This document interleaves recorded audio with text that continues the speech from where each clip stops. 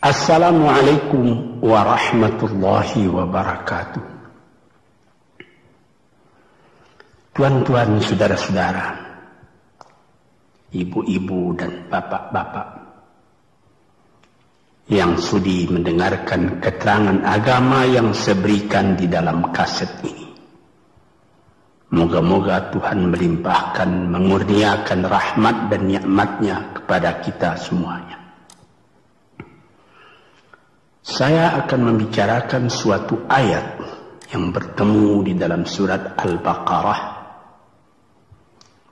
Bunyinya, Allahu waliyul ladzina amanu yukhrijuhum minadh dhulumati ilan nur walladzina kafaru awliya'uhumut taghut yukhrijunahum minan nuri ila dhulumat. Artinya,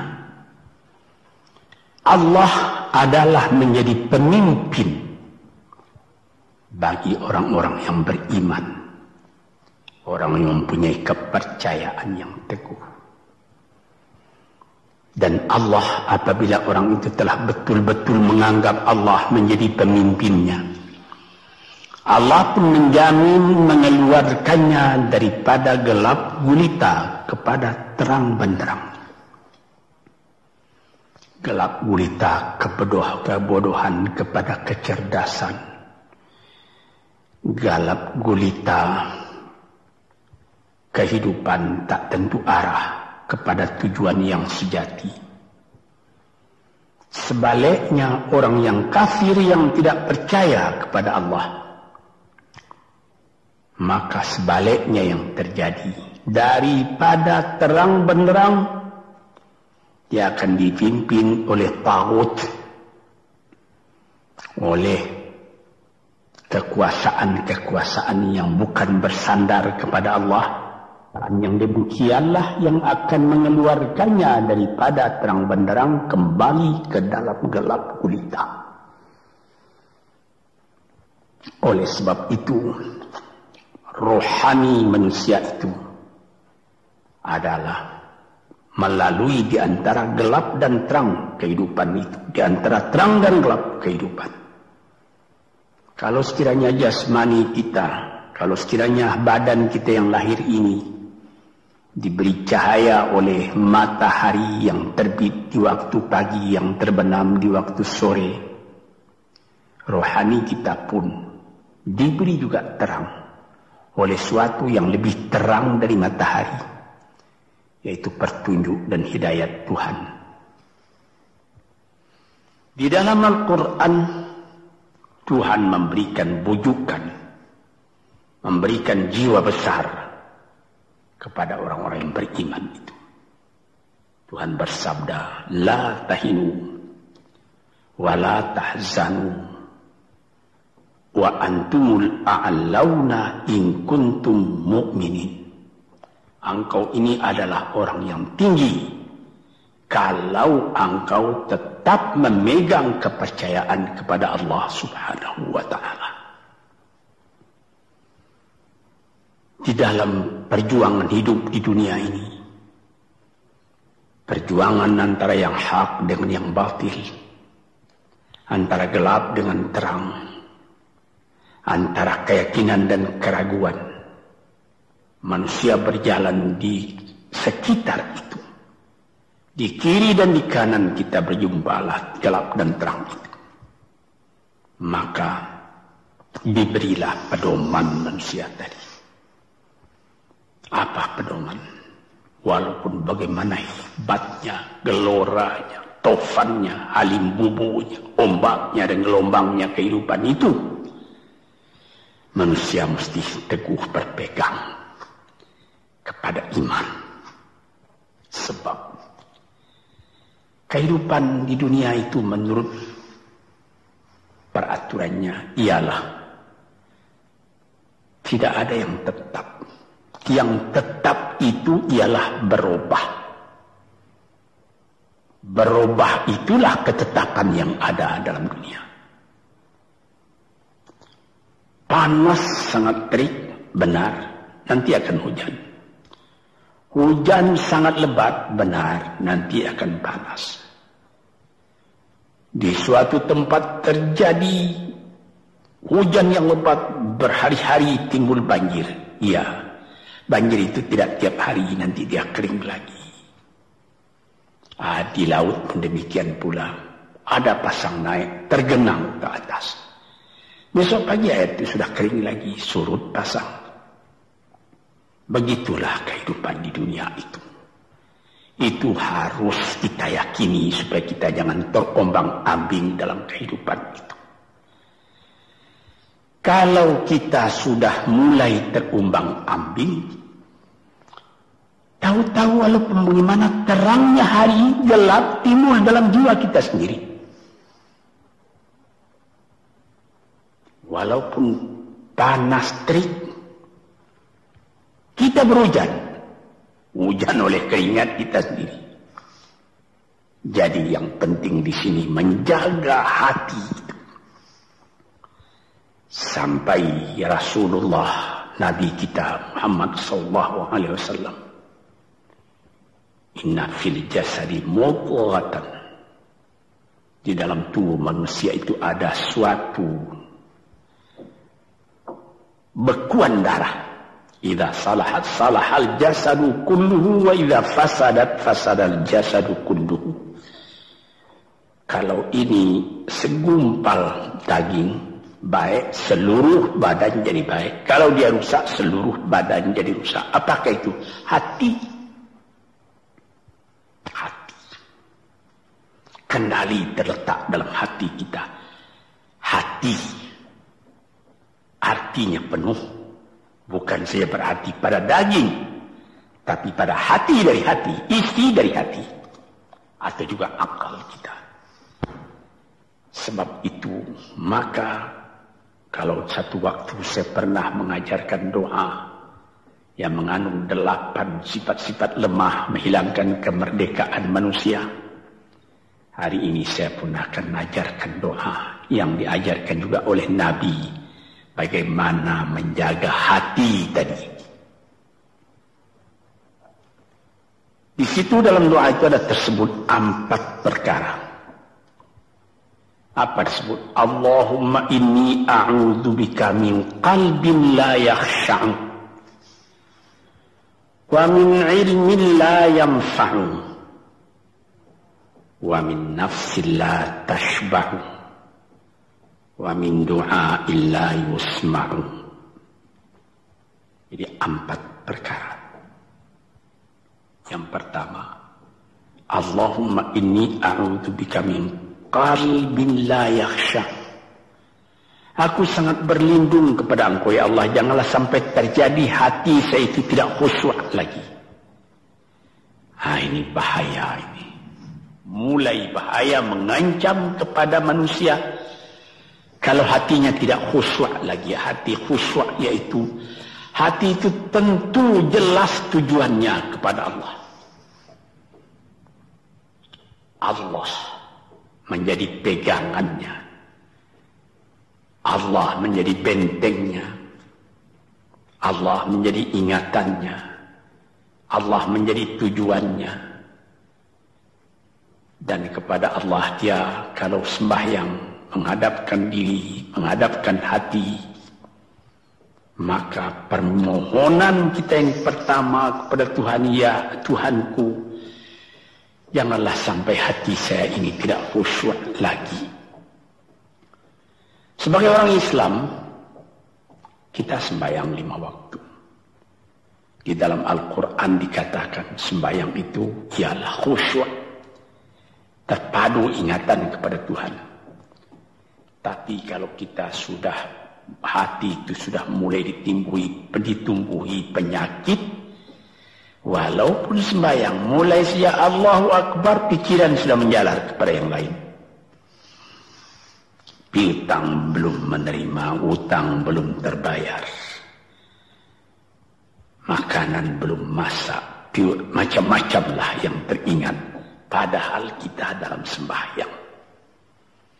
Ini apa arti sembahyang tadi lagi? Ini sudah mulai berbahaya ini. Banyak orang yang tidak meninggalkan sembahyang, tapi tidak ada bekas dari sembahyang itu kepada kehidupannya.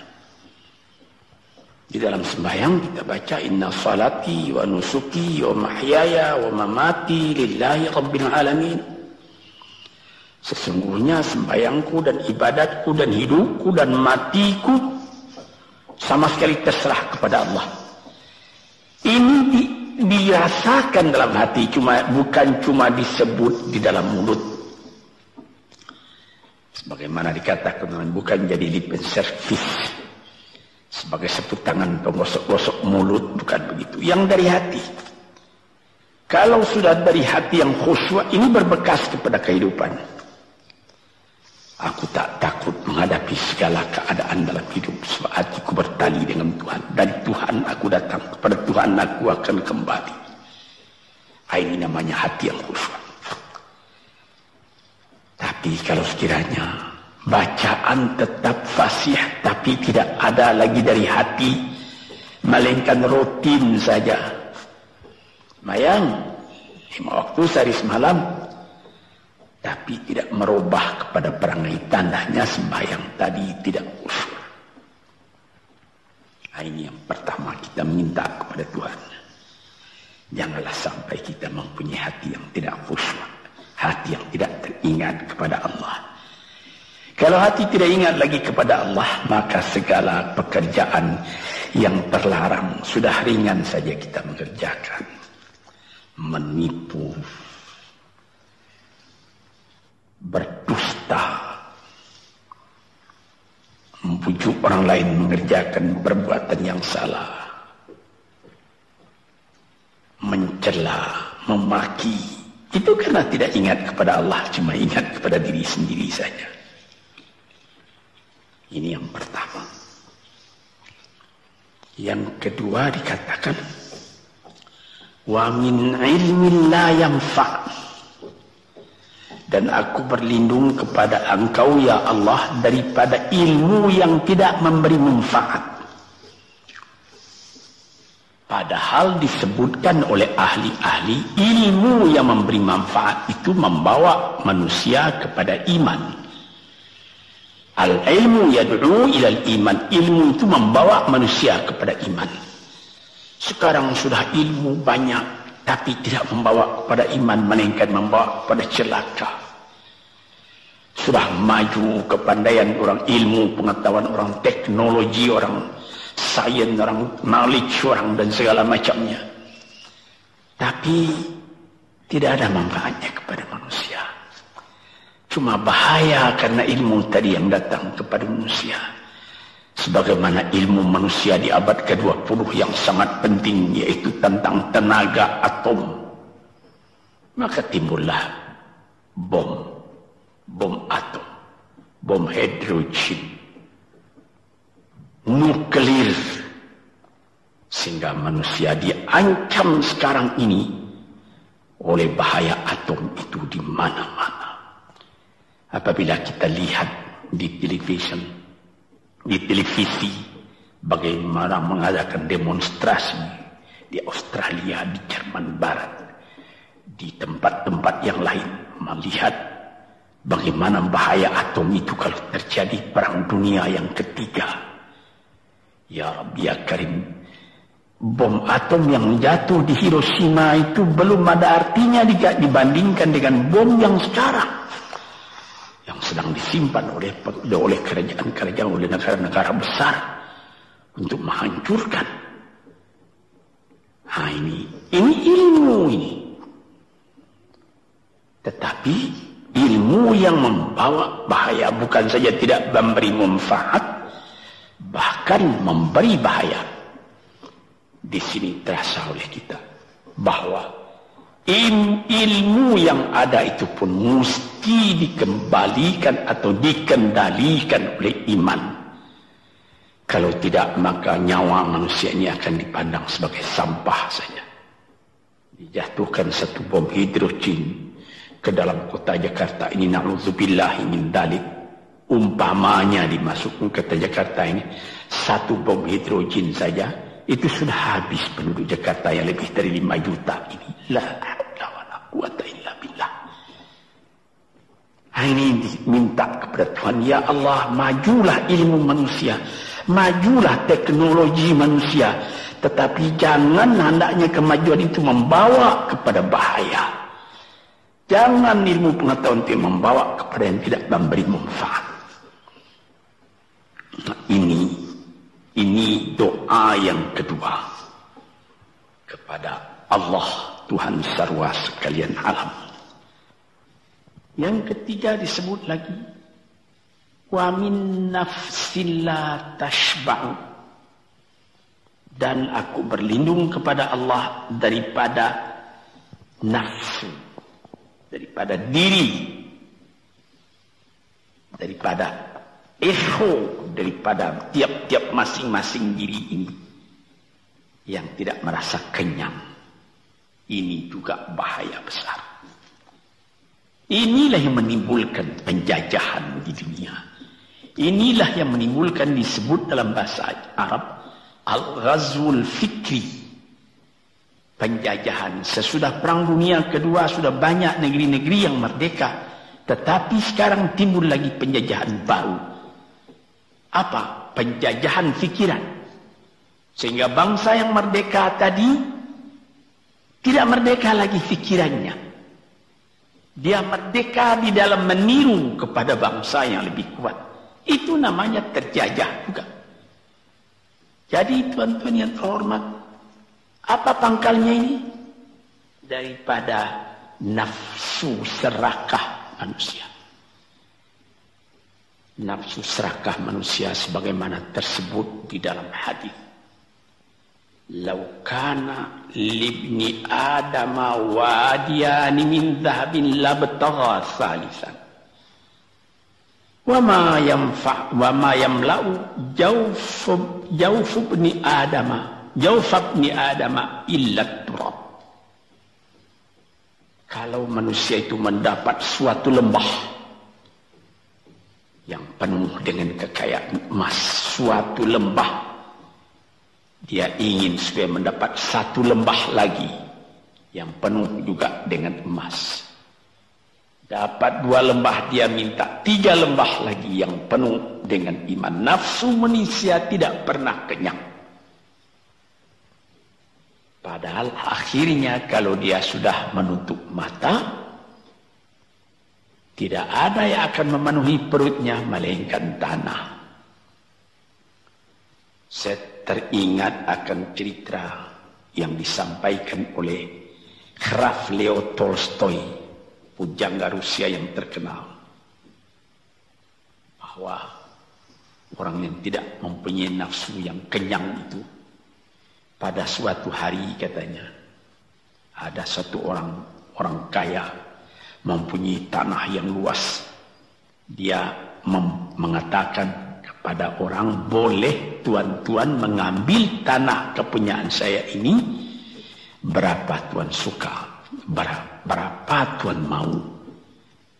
Syaratnya cuma begini, sepanjang yang tuan berjalan dari timur ke barat, lantas sebelum matahari terbenam, tuan sampai kembali ke tempat tuan melangkah pertama tadi. Berapa saja tuan suka, boleh ambil tanah ini.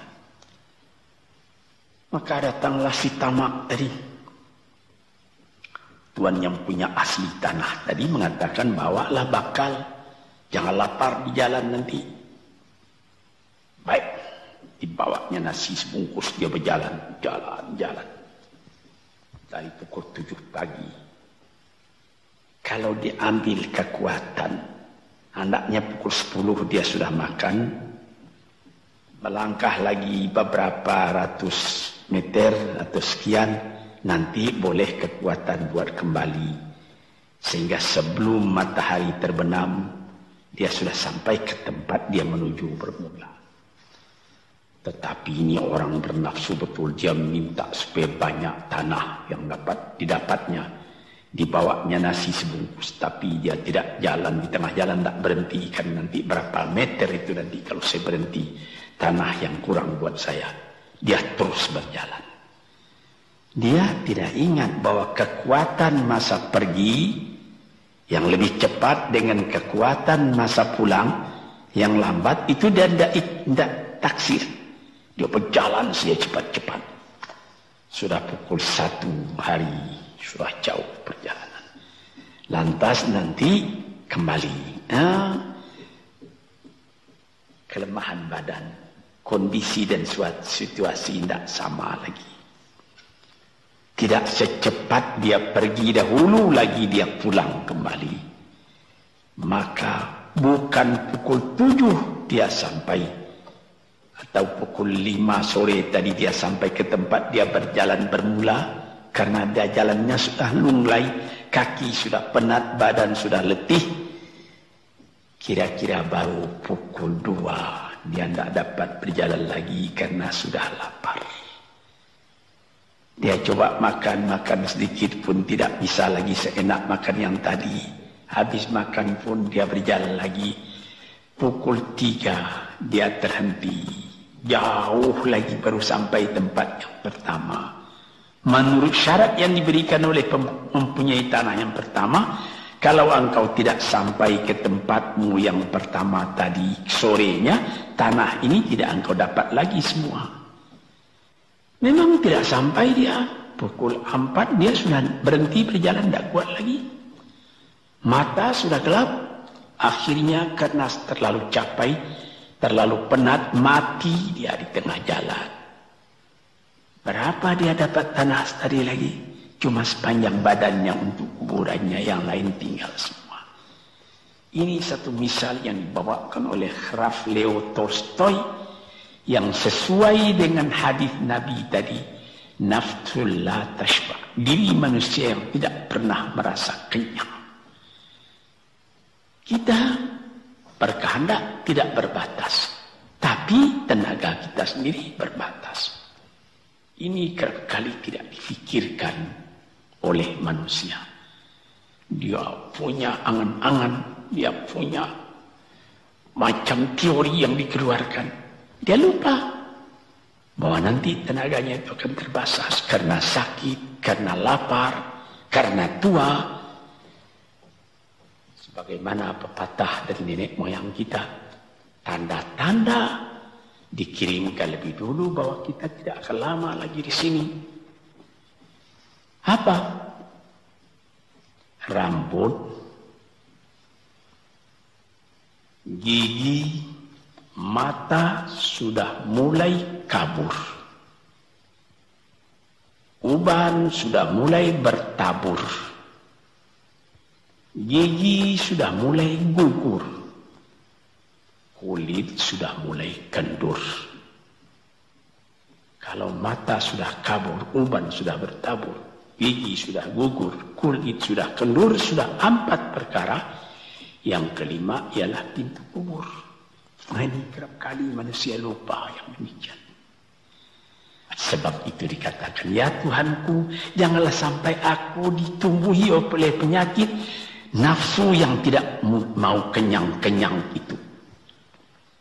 Nah ini, kemudian itu timbul lagi doa yang keempat. Disebutkan di situ, wa min du'a illa yusma'. Ini lebih berbahaya lagi. Ini sudah puncak dari bahaya. Apa artinya?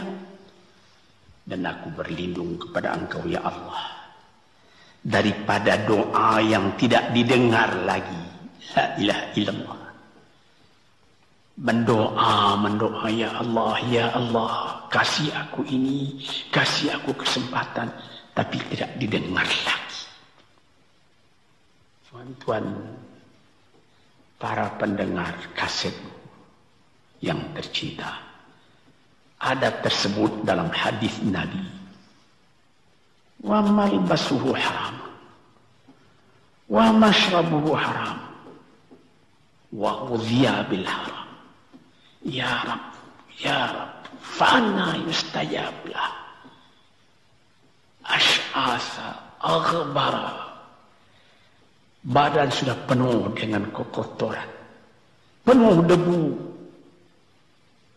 Yang mudu ilaihi ila sama, menadahkan tangan keduanya ke langit.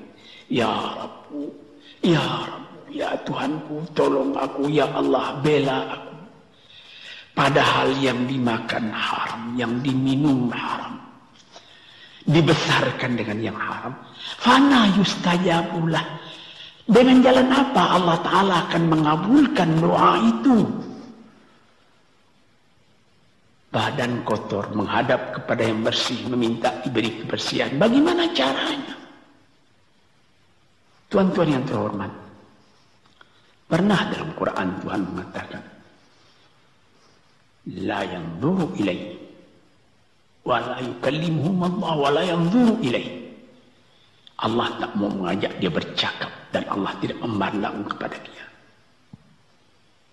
Saya sendiri dengan segala kerendahan hati mengatakan bagaimana beratnya kita bertemu dengan seorang orang besar,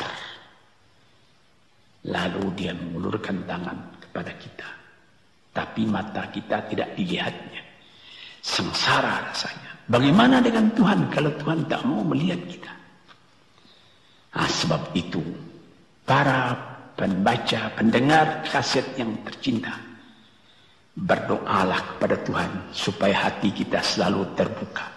Jangan sampai kita mempunyai hati yang tidak khusyuk, ilmu yang tidak memberi manfaat, jiwa yang tidak pernah kenyang, dan doa yang tidak didengar. Ya Allah, dengarkan doa kami dan tunjukkan kepada kami jalan yang benar dan beri kami terang dalam kehidupan ini.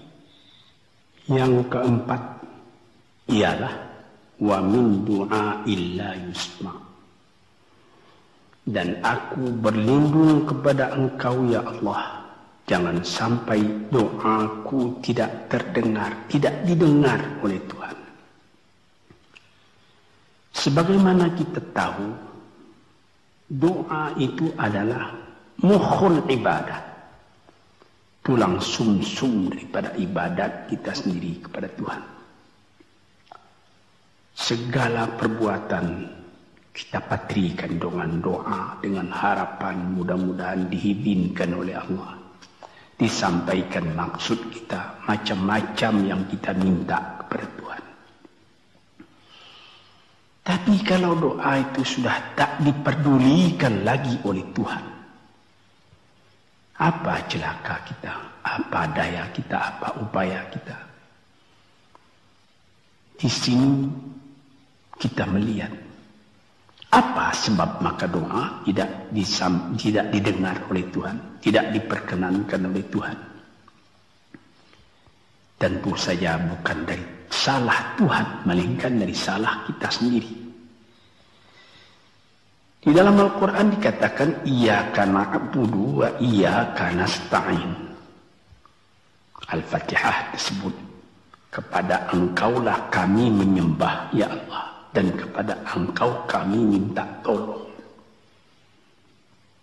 Tapi dengan tidak sadar, kerap kali kita berbuat terbalik. Iyyaka nasta'in wa iyyaka na'budu, kepada Engkau kami minta tolong, lalu kepada Engkau kami menyembah. Minta tolong dulu baru menyembah. Minta tolong banyak-banyak tapi terima kasih tidak ada.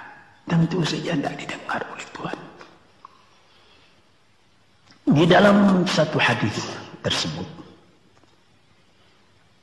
Asy'asa al-Rabbara yamuddu yadayhi ila as-sama'i ya Rabbu ya Rabbu, wa mat'amuhu haram wa mashrabuhu haram wa malbasuhu haram wa ghudhiya bil haram fa anna yustajabu lah. Badan sudah kotor, sudah berkerunyut, kesusahan, kegelisahan kehidupan terbayang kepada tubuh sendiri. Lalu menadahkan tangan ke langit meminta kepada Allah, ya Tuhanku, ya Tuhanku. Bagaimana Tuhan bisa mengabulkan? Dengan pikiran yang kotor engkau menghadap kepada Tuhan. Kalau tidak terkabul, jangan Tuhan yang disalahi. Hatimu sendirilah salahi. Apa yang kau perbuat dalam kehidupan ini? Di mana terdesak engkau ingat kepada Tuhan. Di zaman kesenangan engkau lupakan Tuhan. Di dalam mendapat percobaan engkau merengek mengadu kepada Tuhan. Jiwa yang seperti ini janganlah sampai timbul pada diri kita sendiri. Saya sudah mengalami apabila saya berhadapan-hadapan dengan orang besar. Saya ingin dia menghadapkan matanya kepada saya. Apa kabar saudara? Kabar baik. Dia lihat mata saya lihat mata dia. Tapi kalau ketika dia bersalam dengan saya, dia melihat kepada orang lain, bukan main sakit hati saya. Apa salah saya maka dia begitu? Mengapa tidak saya yang dipandang? Sedangkan dengan sesama manusia lagi begitu perasaan kita. Bagaimana dengan Tuhan? La yanzuru ilaihim wa la yukallimuhum. Allah tidak memandang sebelah mata kepada Allah, kepada kita. Allah tak mau cakap, tidak mau bercakap dengan kita sepatah pun. Langit mana tempat kita bernaung, bumi mana tempat kita berpijak, kalau sudah demikian keadaannya. Nah, ini yang dijaga tuan-tuan yang terhormat dalam doa keempatnya itu. Hati janganlah sampai tidak khusyuk. Ilmu janganlah sampai tidak memberi manfaat. Nafsu janganlah sampai tidak kenyang. Dan doa janganlah sampai tidak didengar. Saudara-saudara, moga-moga Allah memberikan kepada kita hati yang terang. Sebagaimana ayat yang mula-mula saya sebut tadi. Allahu waliyul ladzina amanu yukhrijuhum minadh-dhulumati ilan nur. Allah lah jadi pemimpin bagi orang yang beriman. Sehingga dari gelap gulita dibawa dia oleh Tuhan kepada terang benderang. Walladzina kafaru, tetapi orang-orang yang sudah tidak ada kepercayaannya kepada Tuhan. Auliya'uhumut taghut, yang menjadi pemimpinnya bukan Tuhan tapi setan. Dia akan membawa orang itu daripada terang benderang ke dalam gelap gulita. Kita jadi meraba-raba dalam gelap kehidupan. Dalam meraba-raba itu masih ragu entah kemana akan pergi. Maut pun datang. Gelap selalu. Di dunia gelap, di akhirat pun gelap. Na'udzubillah min dzalik. Hadirin yang terhormat, para peminat kaset ini, moga-moga semuanya ini menjadi kenang-kenangan kepada Tuhan di dalam perjalanan yang jauh, di dalam keistirahatan hidup, sehingga mendapat ketetapan hati dan tumakninah. Assalamualaikum warahmatullahi wabarakatuh.